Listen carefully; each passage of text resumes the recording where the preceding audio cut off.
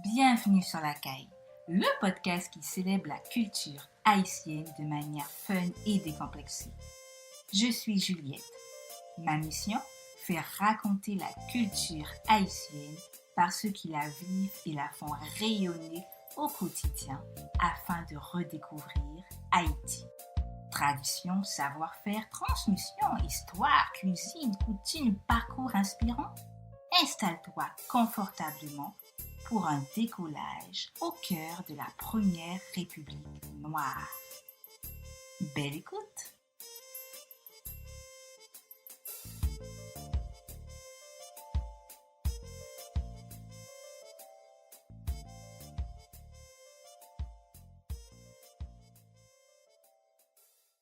Bienvenue dans notre nouvel épisode du podcast La Caille, le festival international de jazz de Port-au-Prince, Pape Jazz, c'est le thème de notre échange de ce jour. En 2026, le festival organise sa 19e édition qui sera rythmée par des concerts, des artistes d'Haïti et de sa diaspora, des conférences, des projections et des animations. Nous avons l'honneur d'accueillir Milena Sandler et Joël Widmayer, fondateurs de ce festival en Haïti. On parlera autour d'un échange rythmé autour de l'essence de cet événement devenu incontournable en Haïti. Bienvenue Milena, bienvenue Joël. Merci. Merci beaucoup La Caille et merci beaucoup Juliette de nous accueillir à ce podcast chez vous. Merci à vous. En préparant cet épisode, j'ai vu que cette année ce sera la 19e édition et moi j'avais une question. Comment tout cela a commencé? Parce que 19e, on approche la 20e édition. Comment comment ça a commencé en 2007 apparemment? Voilà, ça a commencé en 2007. Moi, en tant que musicien, je suis musicien et j'adore le jazz. Je suis né dans une ambiance de jazz. Mon père était jazzman, il adore le jazz et tout ça, à travers la radio et tout. Et homme de radio, bien sûr. Donc là, un après-midi, j'ai rencontré, qu'il y avait un petit jam session, j'ai rencontré deux diplomates, en fait, mexicains. Enfin, un Mexicain et une Française, un couple. Et puis, on a commencé à discuter. Ils aimaient beaucoup aussi le jazz, la musique en général. Et puis on est venu amis. On a même fait des projets de musique ensemble. Et puis, à un moment donné, on s'est dit, ici, ils m'ont demandé, mais pourquoi on ferait pas un festival de jazz en Haïti et tout ça? Ben, j'ai dit, bon, c'est une grosse entreprise. Et puis, on a discuté là-dessus. Et puis, en fait, c'est grâce à eux, on a monté ce projet eux qui ont ramené les autres ambassades. En tant que diplomates, ils ont pu amener toutes les autres ambassades avec nous. Et grâce à ça, on a pu, la première année, monter ce festival. Ensuite, le ministère de la Culture est venu après, l'année suivante. En fait, il était là dès le début. Il était là dès le début. En fait, c'est la fondation, je confonds. C'est la fondation, on a créé la fondation Haïti Jazz la seconde année. Donc, voilà. Et puis, c'était parti avec cette même formule. On a gardé cette formule pendant très longtemps, jusqu'à présent. C'est le comité, et c'est un comité avec des ambassades, le ministère de la Culture, et enfin plein d'autres gens qui font partie de ce comité, du Pape Jazz, quoi. Et puis ce format-là est resté jusqu'à aujourd'hui. Voilà, c'est comme ça que ça D'accord. commence. Une histoire d'amour de la musique et du jazz, et voilà. D'accord. Et est-ce qu'on peut dire que dès le départ, il y avait une vision de créer, de le garder, de le maintenir sous forme de festival, où au fur et à mesure des éditions, vous avez ajusté, vous avez implémenté l'organisation, la structuration de cet événement? Dès le départ, c'était sur 8 jours. C'était sur 8 jours, quand même, gros événement sur 8 jours avec 3 artistes par soir. On n'a pas changé vraiment la formule sur ces jours-ci. On peut pas faire aussi sur 8 jours. C'est un petit peu plus compliqué ces jours-ci. En Haïti, jusqu'en quelle année on était? 2021. Jusque 2021, on est sur resté 8 jours. sur 8 jours, du samedi au samedi. Ouais, donc avec plusieurs sites, on était même au Champ de Mars, on avait même des concerts au Champ de Mars et tout ça, à l'Institut français et à Pétionville. Avec une volonté de gratuité au maximum. Ouais. Donc, on était à 80-85% gratuit. Ce qui est moins le cas aujourd'hui, puisque nous ne pouvons pas aller sur des places publiques comme on le faisait, ou alors dans des universités, etc., comme on le faisait par le passé, quoi. Voilà. D'a- Donc là, donc ça a commencé, c'est resté pareil, quoi. Enfin, D'accord. bon, ça a changé parce qu'on a rajouté plein de choses. Il y a eu les afters, il y a eu bon, on a commencé dès le départ avec des afters. C'est les trucs après les afters, après le festival, après les grandes scènes, il y a des afters qui commencent à partir de 8 heures, qui se terminent à 2 3 heures du matin. Mhm. Et c'est pas des super moments à ce moment-là, musicalement. Ensuite, toujours eu, pardon, des ateliers donnés par des musiciens haïtiens ou des musiciens étrangers. on a gardé toujours les ateliers et là, aujourd'hui, on allait plus du festival, on allait plus du pop jazz et il y a plein d'autres trucs, d'autres activités machin sur le slam, en fait, sur le slam et sur, par exemple, sur la musique, sur le, qu'on appelle ça encore le Edmond Milena. Oui, non, non, non, je vais dire, oui, voilà, depuis toujours, on a beaucoup Mhm. d'activités Et connexes. les showcases qu'on a Euh, rajoutés. Les showcases, on a ouais. rajouté les showcases, chaque année, on a ajouté quelque chose, des éléments au festival, comme si on n'arrivait pas à s'arrêter de faire toujours plus. On veut en donner toujours plus et même si c'est compliqué, on continue. Mais c'est vrai, on a toujours gardé la même structure. Les ateliers le matin, les grandes scènes, les afters et puis autour de ça, beaucoup d'autres choses. Mm. D'accord. Et est-ce que, Milena, est-ce que vous aviez aussi eu un attachement dès le départ pour ce style musical qu'est le jazz? Non, moi non. Non? Non, non, moi, j'ai jamais été une grande aficionado du jazz, mais bien sûr, vu que c'est une musique, j'aime tout ce qui est fusion. Donc, vu que c'est une musique qui se métisse avec toutes les musiques, bien sûr, Mhm. et j'aime la bonne musique. Donc, le jazz fait partie des musiques que j'aime, mais moi, je suis quelqu'un qui aime le R&B, qui aime le funk, qui aime le rap, et j'aime la variété aussi. Mais on ne peut pas dire que je sois, voilà, depuis que je Depuis, elle suis, est devenue quand même LMK. voilà, depuis que je suis en Haïti et que j'œuvre dans ce festival, ça fait moi 18 ans. Euh, je, voilà, maintenant j'ai une bonne connaissance et j'aime aussi.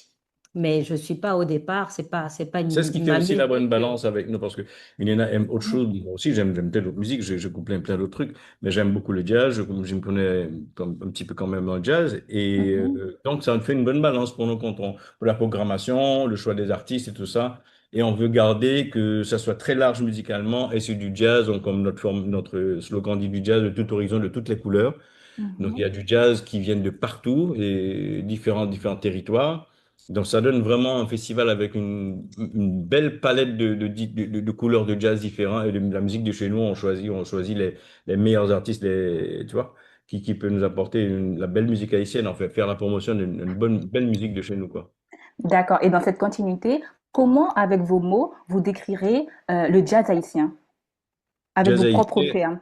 Oui. Quelle est sa particularité, sa spécificité? et c'est ce que nous, on appelle le créole jazz. On appelle le créole jazz et c'est pas seulement en Mhm. Haïti qu'on fait ça dans toute la Caraïbe, jusqu'à l'océan Indien, partout, Madagascar, enfin partout, tous les pays, territoires créoles font ce que nous, on appelle le créole jazz. Évidemment, en Martinique, on peut l'appeler Big Jazz, en Guadeloupe, Jazz. Chaque personne apporte son truc, ça touche, mais c'est quand même le fond, les harmonies, tout ça. C'est l'essence, c'est du jazz superposé, fusionné avec la musique de ces territoires, la musique authentique de ces territoires. Parce que nous, on appelle le créole jazz et on a beaucoup de jeunes artistes aujourd'hui qui font du créole jazz.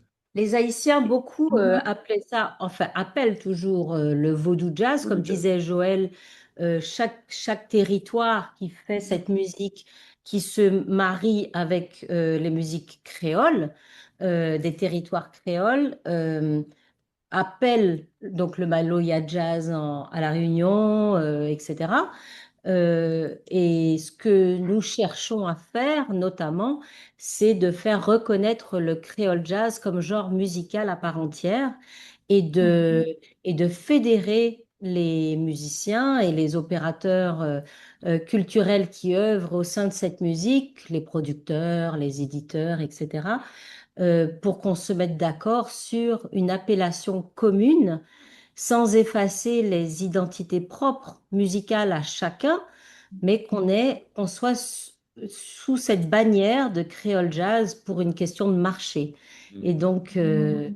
Une forme de Latin jazz qui dit. voilà, le latin jazz, le jazz manouche, il y a 15 personnes qui jouent du jazz manouche, mais c'est reconnu par Mhm.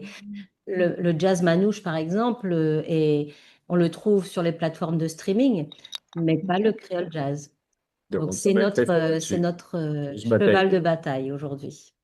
Et ce cheval de bataille, il a commencé aussi dès le départ, dès la création.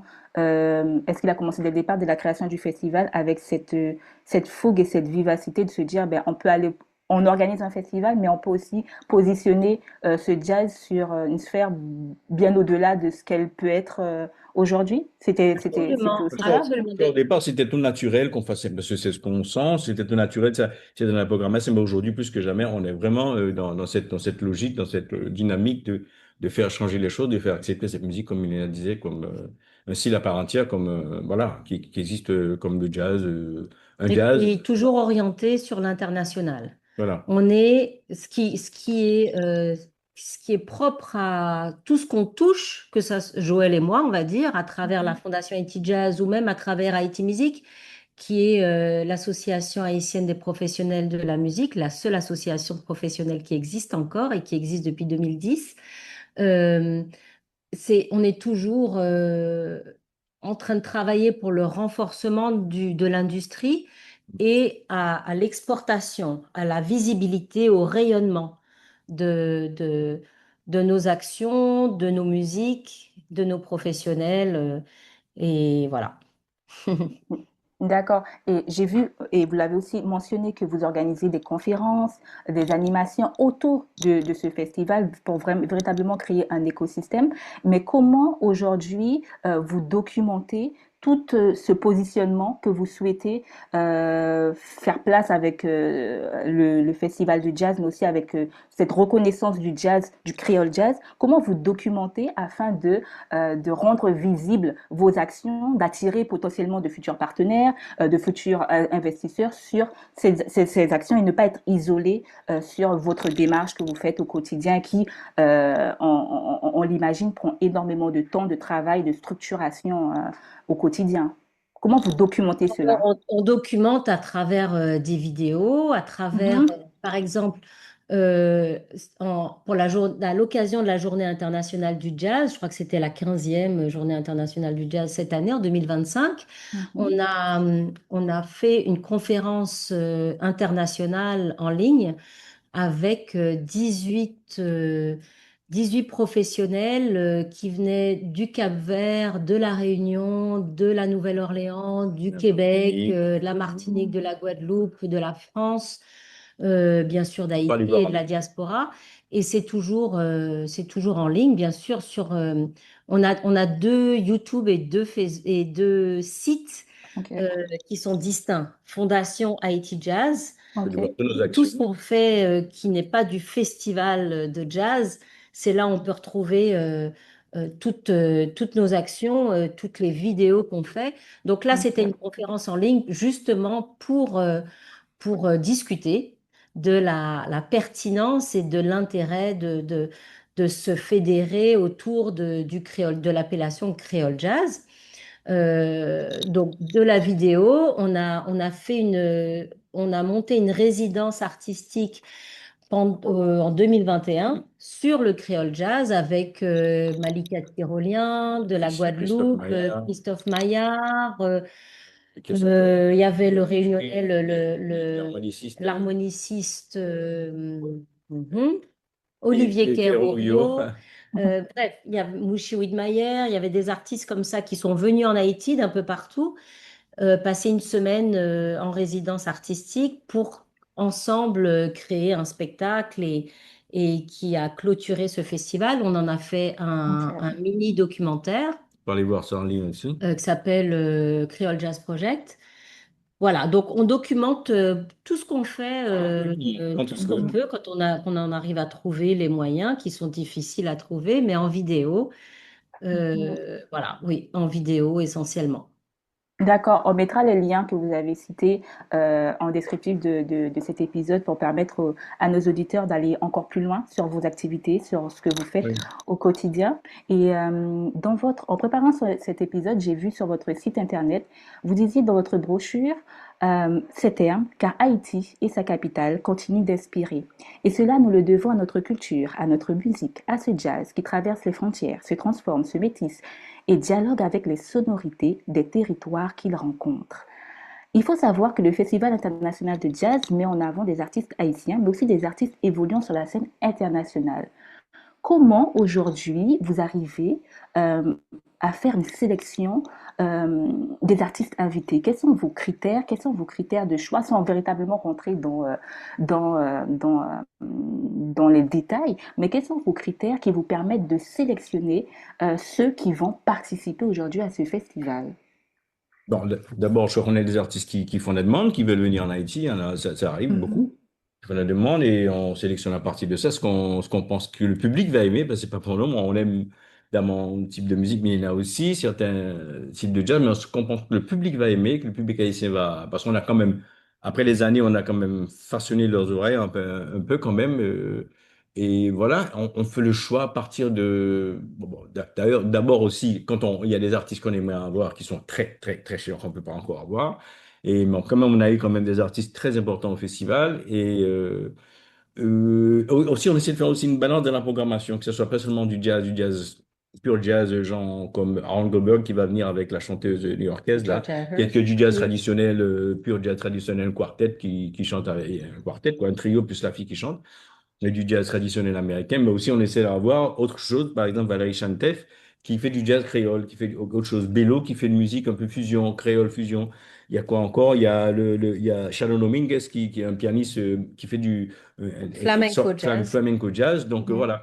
Donc là, on essaie de balancer une programmation aussi, que ça soit très diversifié, ça c'est important pour nous. Et puis les artistes, bon, c'est aussi il y a des artistes qui veulent pas trop venir ici, mais quand même, on trouve pas mal qui veulent quand même venir faire l'expérience d'Haïti parce que c'est quand même important. Haïti, pour certains artistes, ils ont envie de venir comme voir, vivre Ouais. ce moment. On Et donc, s'organise aussi pour inviter ceux mhm, qui sont déjà venus. c'est Par gentil. exemple, Valérie Chantef n'est jamais venue, mais Inor Sotolongo, son percussionniste est cubain, il est déjà venu avec un autre groupe. Il a vu comment est-ce qu'on est accueilli au Pape Jazz. Donc, il a parlé aux autres, il a dit, oui, il faut venir en Haïti.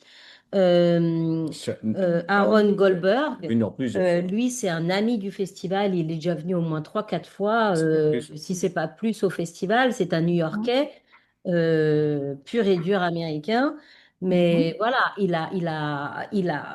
a parlé aux autres et ils ont envie de venir. Chano Dominguez, il est déjà venu. Daniel Torres, le Mexicain, c'était le dernier l'année dernière. Enfin, quand on dit l'année dernière, c'était en avril, au dernier festival. Le dernier artiste a essayé de venir en présentiel mhm, avec l'ambassade du Mexique. Ça n'a pas été possible parce que les vols étaient juste ingérables. Mais mhm, voilà, il vient. On s'organise quand même faire ça de manière intelligente. On sait que le mhm, pays n'a pas bonne presse Ouais. aujourd'hui, que c'est plus facile de parler de tout ce qui se passe de négatif plutôt que parler de ce qui se passe de positif. Et merci donc beaucoup de ce, de ce podcast. Mais voilà, on s'organise pour inviter ceux qui connaissent un peu, qui ont envie de venir. Et Et ceux qui ont envie de découvrir aussi, il y en ouais, a beaucoup découvrir. qui veulent découvrir, il y en a beaucoup qui sont curieux. mhm. Et, et voilà, c'est la manière dont On a procédé pour cette fois-ci on parce que c'est procède voilà, pour cette année, quoi. D'accord. Et vous avez parlé dans votre réponse, vous avez parlé du public haïtien. Comment vous avez vu évoluer ce public face à l'évolution du festival? Vous avez aussi peut-être eu cette démarche d'éduquer sur de nouvelles sonorités, mais comment vous avez vu évoluer ce public face à des artistes venant du Mexique, de différentes régions préalablement citées? Comment vous avez vu cela et et quelles sont votre vision du coup pour les années futures sur ce public et l'évolution de cette, de cette, de cette perception du jazz par rapport à votre festival. On peut imaginer, après 19 ans, ça a pas mal changé quand même. La musique aussi a changé, le jazz aussi a changé beaucoup. Mm, 19 ans de ça, il y avait des gens de certain âge qui venaient au festival, les gens ok. de mon âge, un peu plus grands que moi, les gens que mon père fait de la radio pendant des années, c'est une émission de jazz, c'est surtout ce public qu'on avait au départ. Et ensuite, avec les formations qu'on a fait pendant 19 ans, Et ben, aujourd'hui, on a pu créer une scène de jazz avec des jeunes artistes qui jouent du jazz aujourd'hui, qui font du jazz, du créole Mhm. jazz, du jazz, carrément. Et aussi, ils ont appris à écouter, le public en général a appris à écouter une autre musique, voir le jazz différemment parce que justement on a fait un jazz, on n'a pas voulu avoir du jazz seulement hardcore, un jazz un peu dur, Mhm. difficile à comprendre, même si on a des artistes comme Kenny Garrett par exemple, qui a un jazz jusque-là quand même, qui est pas facile là quand même, on garde une programmation assez accessible quand même au public et ça, Mhm. après 19 ans, ça a permis que les gens on a quand même façonné leur oreille d'une manière que voilà, aujourd'hui, dans les clubs, dans les restaurants, il y a un petit groupe qui fait du jazz. Aujourd'hui, ça passe. Le jazz passe comme une musique, comme vraiment sans problème.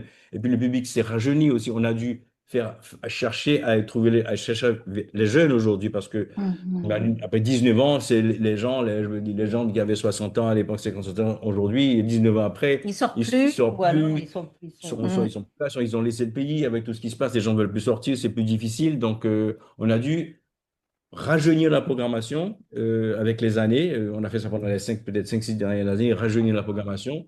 Et aujourd'hui, on met même des DJ, comme par exemple Gardi Gardiero, Hero avec la jeune chanteuse Riva Riva Prestil, Priscille. Ce sont des jeunes artistes qui font une musique quand même très accessible. Et même si mais on que, essaie de mêler au jazz, des fois, on trouve une formule pour essayer de faire avoir une touche de jazz, mais voilà. Donc, dans une scène, vas-y. oui, non, et puis on a toujours, on a été intelligent dans le sens où, par exemple, quand on était à l'université Quisqueya, où il y avait un public d'étudiants qui, au départ, Mhm. connaissaient pas nécessairement le jazz, mais étaient curieux, on a mis en clôture, donc sur 3 concerts d'affilée, le dernier concert était toujours quelque chose de plus populaire. Donc, on pouvait commencer avec un pianiste allemand, quelque chose de très Mhm. cartésien, jazz pur et dur, et puis enchaîner sur quelque chose un petit peu plus fusion, et puis terminer avec Bookman Experience. Enfin, on a gardé la Donc, même formule, là. et Mhm. on fait toujours à peu près ce même genre de choix, comme ça. Ils viennent peut-être pour écouter Bookman qu'ils connaissent, mais ils vont en attendant Écoutez, Shadow écouter Dominguez, du par jazz ou exemple. Chano Dominguez. Et Voilà. c'est comme Ok. ça qu'on a éduqué le public. Et aujourd'hui, ils viennent pour le jazz. Donc, Aussi. aussi pour le jazz. Donc, c'est comme ça qu'on a réussi à... Et on a vu évoluer ce public, comme disait Joël. Aujourd'hui, il y a beaucoup de jeunes, et on l'a remarqué, et notamment cette année, grâce à la Journée internationale du jazz qu'on a fait non seulement à Port-au-Prince, mais aussi au Cap-Haïtien. Mhm. On a remarqué qu'il y a une relève extraordinaire dans le jazz, dans le créole jazz, des jeunes qui jouent alors qu'il n'y a quasiment pas d'école de musique, c'est vraiment Mhm. Aujourd'hui, tout le monde apprend en ligne, ils voilà, apprennent ils sur, ils apprennent apprennent en sur ligne, YouTube, ils ils écoutent. écoutent, euh, et il y a une relève extraordinaire. Au Cap-Haïtien aussi, à Jacmel.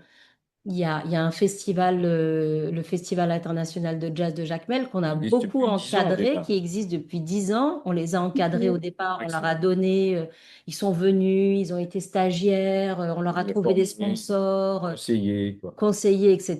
Et aujourd'hui, c'est un festival qui, malgré tout, continue d'exister. Il a même eu des artistes internationaux il y a 2 ans. Donc, oui, il y a une vraie scène de jazz Au Cap, qui par a exemple, évolué. au Cap, il y a 5 groupes de jeunes qui font du jazz. Bon, évidemment, c'est pas Mhm. encore du jazz là-haut, du jazz, les gens qui sont des virtuoses, non, pas encore, mais ils s'intéressent à cette musique et ils font du jazz, donc voilà, à leur manière, et puis ils abordent quoi, cette musique, voilà. Donc c'est déjà Mhm. extraordinaire. Hmm. On va maintenant parler un peu des coulisses de ce festival. À l'approche de cette 19e édition, comment vous, sans faire véritablement une véritable rétrospective, mais comment vous abordez personnellement, sans rentrer dans l'aspect technique, sans rentrer dans l'aspect organisation, comment vous abordez cette 19e édition de manière un peu plus personnelle par rapport à, à l'évolution de ce festival en Haïti que vous menez aujourd'hui. Bon, très difficile. C'est- Pas facile du tout, c'est ouais. avec beaucoup de bonne volonté, on continue à avoir beaucoup d'amour et de passion pour ce qu'on fait parce qu'on aime beaucoup ce qu'on fait et Ça on y s'entend, ça croit. s'entend. Ça On y, s'entend. ouais, on y croit encore, mais je vous avoue que c'est pas facile du tout, du tout, du tout. Mm, C'est assez compliqué ces jours-ci pour Ouais, travailler. c'est très difficile, À tous les niveaux. mais malgré tout, on, en fait, on s'était dit à la dernière édition, quand même, qui était prévue pour janvier 2025, après mars, après avril. Donc, on a eu deux reports. euh, et cette édition qui, normalement, elle devait être sur 4 jours en janvier. Et puis, elle s'est retrouvée sur 2 jours et uniquement locale. Ça a été une grande claque dans la figure parce que c'est la première fois qu'on a eu un festival uniquement local. On est quand même le festival international de jazz de Port-au-Prince. On l'a fait une fois au Cap-Haïtien en 2023 parce que on n'avait pas encore compris comment gérer la situation sécuritaire. Pas qu'on soit des maîtres de la gestion de la situation sécuritaire On aujourd'hui, s'adapte, mais on l'haïtien est très s'adapte. fort à s'adapter. Donc, mhm, Et on s'est dit qu'on ne le referait plus. On s'est donné, eh ben, il y avait trois choses qu'on s'était promises. La première, c'est que la vocation de ce festival est d'être à Port-au-Prince. Son nom est à Port-au-Prince et mhm, c'est sa vocation première. Donc, on a d'autres choses à faire au Cap. Ça s'est très bien passé quand on l'a fait au Cap, mais c'est pas le festival international de jazz du Cap haïtien. ça peut être bien. Donc, ça, c'est la première chose. La deuxième chose, il fallait qu'il soit international, sinon il ne serait pas. Mhm, On n'allait pas refaire un festival local. Et la troisième, c'était qu'il fallait qu'il soit à 80% gratuit. Alors, ça, on a on pu a faire. sur les trois, on a réussi à en avoir deux.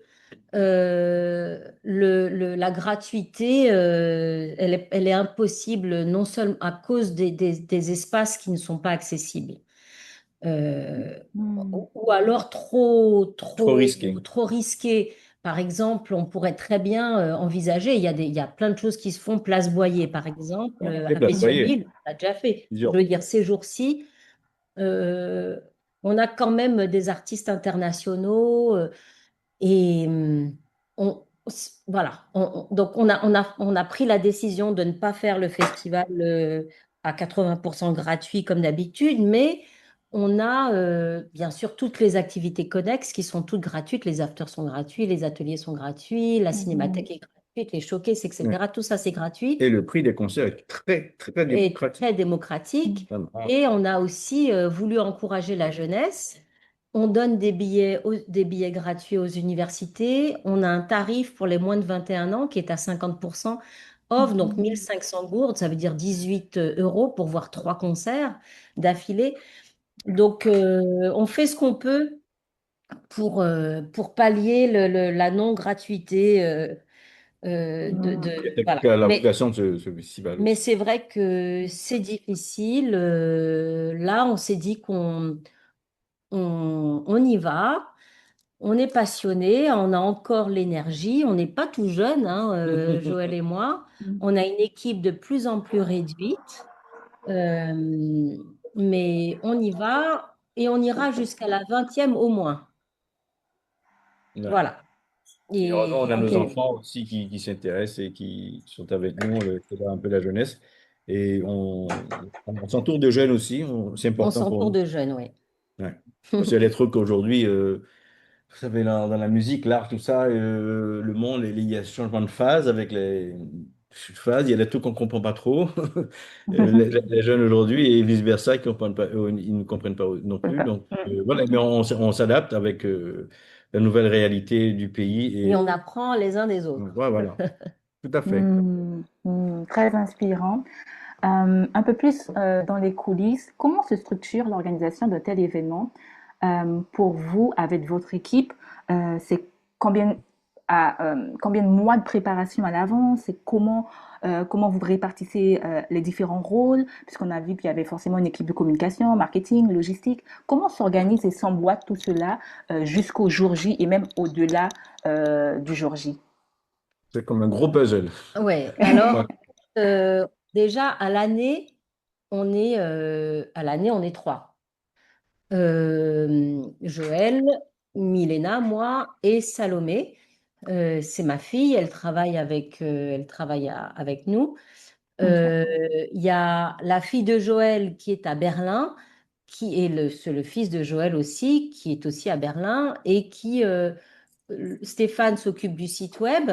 Donc, il n'est pas là à l'année, mais voilà, il a des interventions régulières.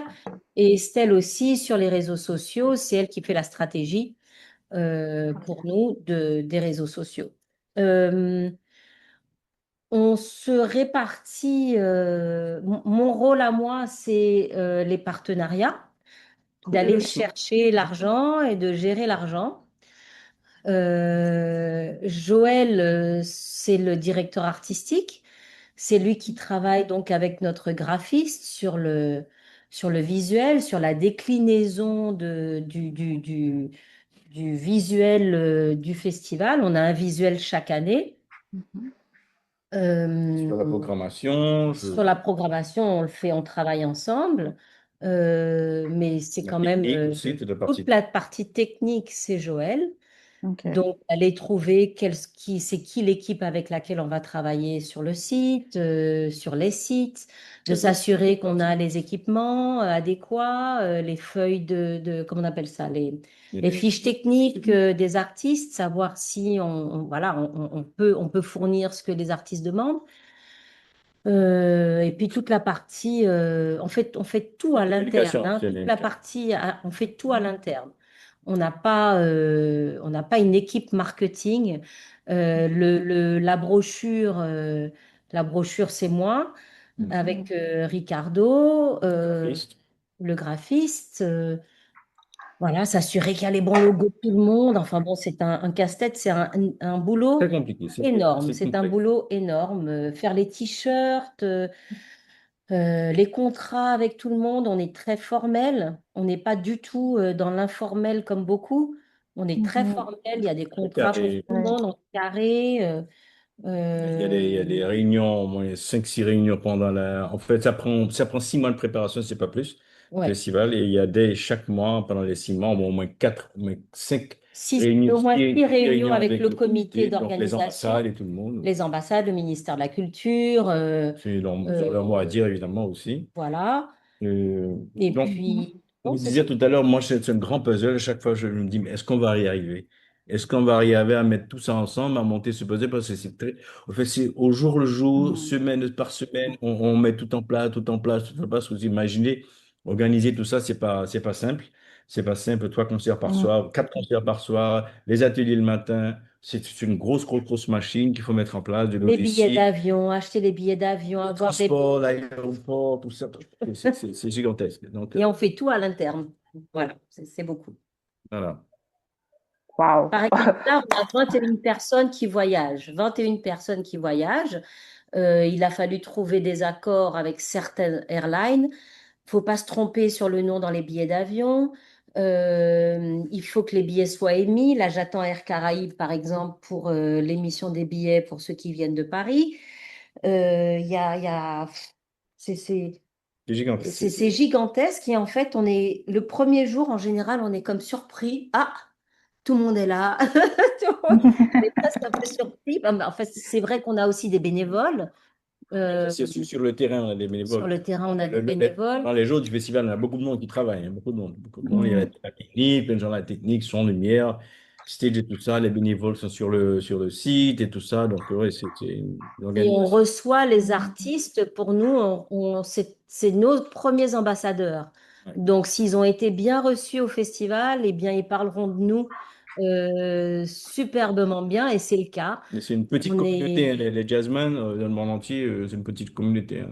c'est ça. Donc, on les reçoit, ils sont dans le meilleur hôtel, on les bichonne, on s'occupe d'eux, et il y a une ambiance Magnifique. euh, qu'il n'y a pas ailleurs apparemment. C'est ce que tout le monde nous dit. Il y a une ambiance familiale. Tout le monde joue ensemble. Les afters, c'est des jam sessions endiablés. C'est voilà, c'est beaucoup de liberté et c'est beaucoup de découvertes.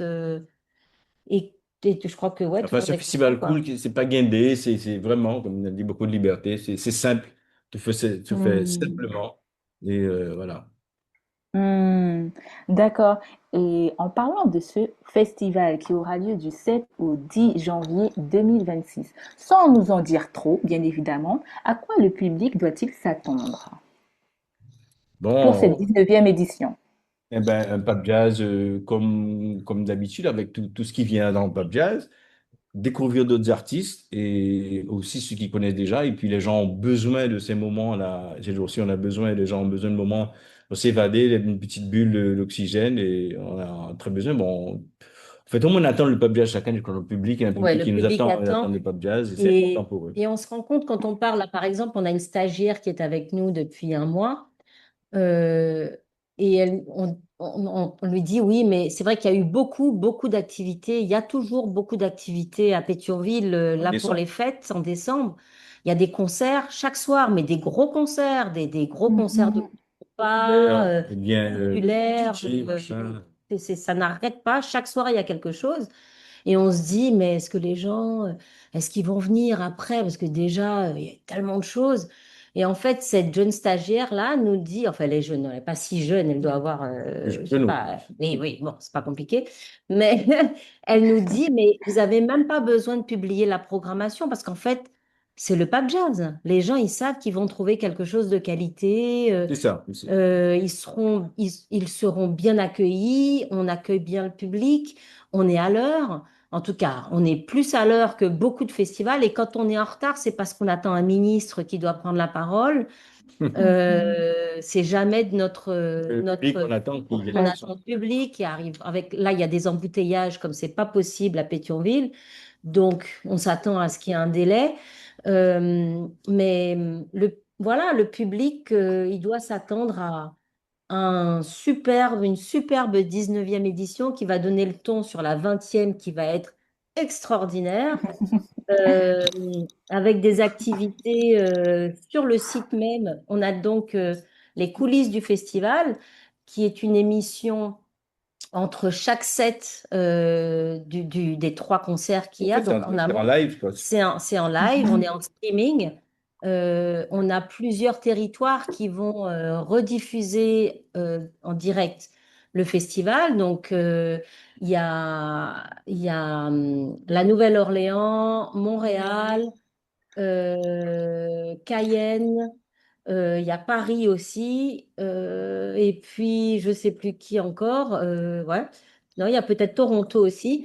Donc il y a cette émission d'interview que fait qu'anime Bibi Net Collé entre les Sur le sites. Elle site, interviewe Mhm. les l'artiste. artistes, les partenaires, le public.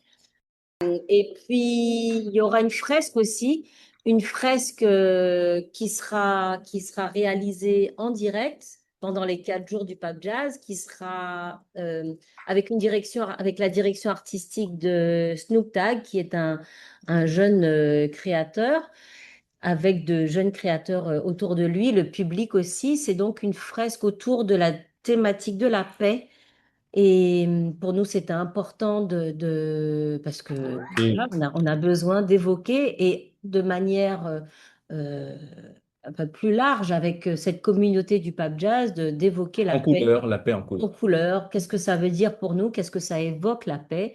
Et, et donc, voilà, il y aura, et le public aussi va pouvoir faire un dessin, faire quelque chose sur cette fresque Mhm. collective. Hmm. Voilà. Waouh, le programme s'annonce très beau et très chargé. Vous avez rapidement parlé de la diffusion dans d'autres régions du Et monde. aussi, pardon, et aussi désolé, du monde et aussi en Haïti, dans les alliances françaises aussi, il y Oui, aura ces screenings.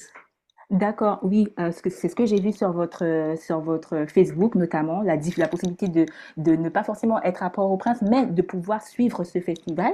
Comment est venue cette idée d'ouvrir, au-delà même de Port-au-Prince, d'ouvrir ce magnifique festival au-delà des frontières et de permettre aussi aux personnes qui ne sont pas forcément basées à Port-au-Prince de participer à un bon moment et de connaître un peu plus des acteurs du jazz local, mais aussi sur la scène internationale. Bon, ça, c'est une vitrine presque Comment c'est obligatoire. venu? Comment Comment c'est c'est C'est venu? venu? venu. Mhm. On a, Ben, on- en fait, comme on s'est rendu compte qu'on faisait de toute façon la captation la pour les captation. écrans, Ouais, ouais. parce qu'on a des grands écans Sur place, pendant que les gens sur ils place, regardent les je écrans. crois que c'est venu d'une proposition à l'externe qui nous a dit, mais vous faites la captation, pourquoi ne pas rediffuser ailleurs? Et Mm. donc, du coup, on a En fait, développé, il n'y a pas longtemps que ça a commencé les trucs en live. C'est un peu avant 2000, avant le Covid. C'était la grande mode de faire les trucs en live, en direct, parce que les gens voilà, oui, c'est ça, c'est sortaient. le Covid, en fait, je crois que Qui a c'est amené qui a amené ça. cette Non, c'est mouvance. ça avant, je crois On faisait ça 2019, avant, on mais a ce n'était pas commencé. encore très, très à la Voilà, mode. voilà. Mhm. Et voilà, donc on s'est resté de faire ça. C'est logique. Et puis ça fait une grosse vitrine pour le pub jazz à l'extérieur aussi. Pour les Pour les artistes, artistes, pour les Oui, partenaires, c'est une super vitrine, oui. Et bon, il n'y puis a pas c'est comme pour vivre ça montrer, sur place, bien sûr, mais mais et puis c'est comme une idée, quoi. ça montre que voilà, qu'en Haïti, il y a pas que les gangs, quoi. Il y a un paquet de magnifiques choses qui se passent. oui, Ça oui. qui fait dans les standards, qu'on peut, quoi, les standards. D'accord. Et vous avez parlé précédemment de Jacmel, vous avez parlé du Cap Haïtien, mais est-ce qu'il y a d'autres villes en Haïti où les personnes pourront assister à ces différents lives? Et si oui, quelles sont les villes, s'il vous plaît? Alors, il y a Jérémy, Jacmel, le Cap-Haïtien, et après ça, je sais pas encore. C'est les alliances françaises, et normalement, ça devrait être aussi les CLAC, donc les centres d'action culturelle. En tout cas, c'est Ok, quelque chose qui est un Mais organisme c'est déconcentré du ministère de la Culture, ok. et c'est les CLAC qui doivent elles s'organiser. Donc, on attend de savoir s'il y en a d'autres, mais au contraire, pour nous, c'est très important que quelque peu avant, partager tout ça avec le reste du pays, quoi. C'est oui, important. avant, on Mhm. pouvait, jusqu'à jusqu'à 2020, je crois, on avait, grâce aux ambassades, un jour avant le festival, donc le vendredi, on allait en province. On faisait Avant-première. une avant-première. Donc, on était présents Ok. physiquement, Joël et moi, en province. À Et, Jacmel, on a fait ça au et, CAI, au Ok. Cap, deux Cap en fois. 2 fois. Donc, souvent, les ambassades en profitaient pour faire venir un groupe aussi, pour la diffusion plus importante de de leur art du côté de chez eux. Mais bon, voilà, depuis, je crois que la dernière fois qu'on a dû faire ça, c'était peut-être 2020 ou 2021, je me souviens pas. Ouais. Parce qu'en fait, avec les problèmes sécuritaires, les ambassades ont de moins en moins participé. Ils sont autorisés à euh, inviter l'artiste, quoi. voilà. Donc, Hmm, mais c'est vrai d'accord. on a toujours fait, pour nous, faire participer la province, c'est très important, quoi. Très important. Et est-ce que vous avez des retours de personnes en province et même au-delà, à l'international, qui participent à votre festival à distance?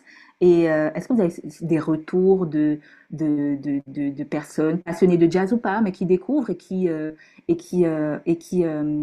apprécient le travail effectué? Ou pas forcément, vous avez une certaine distance avec Non, le Non, en reste? on n'a pas. le retour le plus important en province, c'est de voir qu'il y a 5 groupes de jazz aujourd'hui qui existent en province. Donc à Paris, c'est par exemple. Donc ça, ça veut dire un retour aussi réel que ça. Vous voyez, c'est très évident. C'est Voilà, palpable. Mhm. voilà, c'est palpable. Voilà, donc pour l'international, Oui, ça en fait, semble c'est parce durer. qu'on sait que, par exemple, Maison d'Haïti revient chaque année. Donc, c'est qu'il y a un intérêt. C'est vrai qu'on n'est pas directement. J'ai pas vu si on est. En fait, Joël et moi, on n'est pas à l'affût. On n'est pas en train de regarder. Nanana. Mais c'est vrai que si on pose la question, par exemple, à Estelle qui gérait ça avant, elle pourra nous le dire. Est-ce qu'il y a un intérêt? Et je crois que oui, parce que bah, c'est gratuit, c'est l'occasion Mhm. de se mettre ensemble, soit une communauté soit d'Haïtiens, soit d'autres pays, de se mettre ensemble pour regarder. C'est comme pour regarder un match de foot. On se met ensemble pour regarder Haïti qui va jouer, et puis voilà, on se remet ensemble pour regarder un événement qui se fait en Haïti, international, comme un match de foot, quoi, voilà. Donc c'est Mhm. cool, quoi, on peut rester chez eux, la personne peut rester chez lui aussi et regarder seul. ou bien avec des amis, mais je pense aller quelque part, on a pensé aller quelque part dans un bar, un lieu intéressant que les Haïtiens puissent se rencontrer entre eux, discuter, puis regarder le pub jazz, quoi. Je crois que c'est cool, ça. C'est dommage, Paris n'est pas, on est à 8 heures de différence, donc c'est un petit peu plus 6 heures. compliqué. 6 heures de Ouais. différence, c'est compliqué. Mais non, mais il y a quand même une Ouais. organisation. Ils vont peut-être pas le faire en direct, mais ils vont le retransmettre quand même. D'accord. Et la particularité de votre festival est aussi l'organisation de conférences, de documentaires, de projections tout au long du festival. Est-ce que pour vous, cela représente aussi une mission de former, d'accompagner et d'élargir les champs d'intervention en lien avec le jazz en Haïti? Absolument, oui, tout à fait, hein. Si on fait, déjà, les formations, ils sont là pour ça, pour former les jeunes musiciens, pour partager, nous, par exemple, l'année dernière, on a fait un truc, une conférence sur comment L'organisation l'organisation d'un d'événements, événement comme le nôtre. comme le nôtre, par exemple, euh, on a partagé ça avec eux. Cette Et année, on voulait faire quelque chose, mais qu'on n'a pas eu le financement pour finalement, mais je crois qu'on le fera plus tard. C'était une mini-conférence sur la la gestion du gestion des risques des événements culturels. Hmm. Et donc, ça regardait pas seulement la musique, mais tous les événements qui sont avec du public. Je crois qu'on est l'un des seuls festivals, ou en tout cas promoteurs d'événements qui assure le personnel, tout le tout le personnel. monde. Tout le monde est assuré. Les autres, ils ont bien sûr la Croix-Rouge, mais avant, il Mhm. n'y avait pas tellement la Croix-Rouge. Nous, on a non seulement un médecin attitré, on a la Croix-Rouge, on a bien sûr la police nationale et la police touristique, on a Mhm. une équipe de sécurité et Les extincteurs sur on a place, des extincteurs et tout le monde est Mhm. assuré. Et c'est pas le cas. les concerts, Personne. évidemment, en Haïti, pas. Ils font pas ça du tout, mais même leurs propres équipements, ils n'assurent pas. Donc c'est Hmm. donc voilà, ça c'est quelque chose qu'on voulait faire. Et oui, pour nous, de partager nos connaissances, notre savoir avec, euh, avec, avec les plus jeunes ou même les autres, pour nous c'est important parce que C'est l'avenir de l'industrie. voilà. Ici, c'est l'avenir. Hmm. On peut nous partager ce qu'on peut, ce qu'on connaît, notre expérience, c'est mieux pour eux, quoi. Hmm. Et en fait, tout le monde doit Wow. gagner. Tout le monde doit gagner parce que il n'y a rien à garder à soi parce que ça sert à rien en fait. Si l'industrie de la musique va bien, si on peut apporter un peu, eh bien c'est tant mieux parce que tout le monde, le secteur en bénéficiera Tout à fait. et c'est exponentiel à ce moment-là. Hmm. Merci beaucoup pour vos conseils. À ceux qui nous écoutent et qui ne sont pas en Haïti, comment ils peuvent suivre aujourd'hui, peut-être les coulisses, mais peut-être aussi votre actualité jusqu'au jour J pour pouvoir rester connectés à ce festival, aux préparatifs, à l'organisation et aux dernières actualités que vous partagez régulièrement. Ah ben, faut nous suivre sur nos Tac. réseaux, sur Instagram, sur Facebook. On est sur TikTok. C'est tout Ah, nouveau pour nous. Je crois qu'on n'a pas encore beaucoup d'abonnés, mais c'est la première fois, Ouais. justement, dans cette idée de rajeunir le public. Nous suivre sur les réseaux. De temps en temps, Joël et moi, on fait un live sur Instagram. On en a fait hmm, un avant-hier, je crois. hmm. Et puis voilà, nous suivre, s'abonner sur YouTube, Poser des questions. poser des questions. On a envie de partager et d'échanger. Super. On mettra en lien de cet épisode les différents liens de vos réseaux sociaux, de votre site internet, de votre chaîne YouTube pour pouvoir suivre globalement l'actualité. Est-ce qu'il y a un point dont on n'a pas cité et que vous souhaitiez parler aujourd'hui, mettre en avant en lien avec le festival ou de manière générale? Euh, la parole est à vous. Hmm. Hum, Eh bien, qu'est-ce qu'on a envie de dire en dernier mot? Voilà, on a envie qu'on parle autrement de notre pays. Ouais. On a envie de prouver qu'il y a de belles choses qui s'y font, qu'il y a beaucoup de gens qui choisissent de rester, Mm. beaucoup de gens hein, qui choisissent de rester parce qu'ils ont encore des choses à dire. On a tous des Bien sûr, choses à dire, dire, faire, hein. à faire. Tout est à faire dans ce pays. Tout est à fait. Euh, et voilà. on a envie que le narratif, ne se cantonne pas au, au négatif. Et on y croit. Sinon, on ne serait pas là. On y croit. Hmm, Merci beaucoup pour ce beau message de fin. Joël et Milena, merci de nous avoir accordé votre temps dans cette organisation très serrée, très structurée. Et on se dit à bientôt. Merci À beaucoup, bientôt. Juliette, et Merci. merci à votre public et à très bientôt. À Ciao. très bientôt.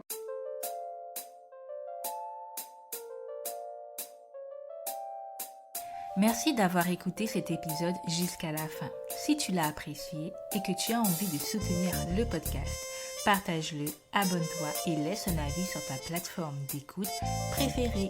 Quant à moi, je te dis à très vite sur un nouvel épisode de La Caille pour redécouvrir Haïti. D'ici là, prends soin de toi.